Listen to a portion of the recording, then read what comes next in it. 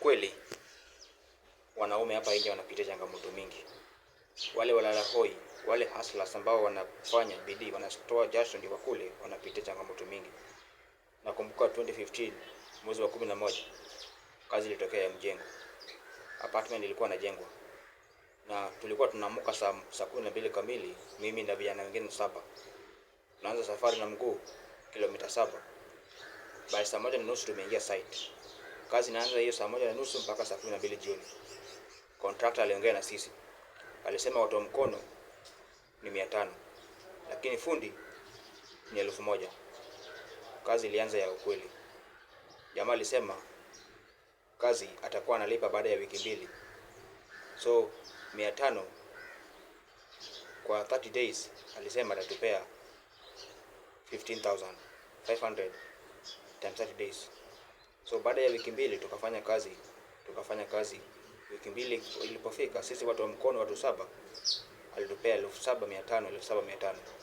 Alisema ile 7,500 yenye ibaki atatupea wiki 2 tena ingine ya mwisho. Fundi alikuwa 1,000, akapewa 15,000. Tukafanya kazi, wiki 2 iliisha, tukapewa 15,000.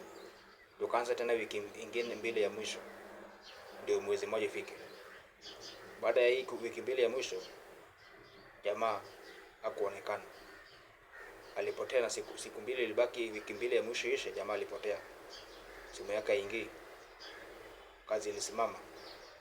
7,500 ya sisi watu 7 ilipotea hivyo. Ile fundi 15,000 yake pia ilibaki, ilipotea hivyo. Simu yake haingii. Tujue ameenda wapi. Tenda mema, nenda zako. Usitende mabaya. Usikule pesa ya mwenzako ambaye ametoa jasho. Tafadhali. Mungu halali, Mungu yuko. Ipo siku utakuja kujuta na useme mbona nilikula pesa ya mtu fulani. Ugonjwa inaweza kukujia.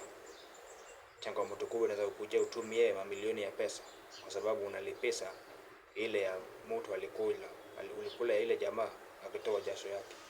Tenda mema, nenda zako. Kitenda mabaya umetenda wewe mwenyewe. Kitenda mazuri umetenda wewe mwenyewe.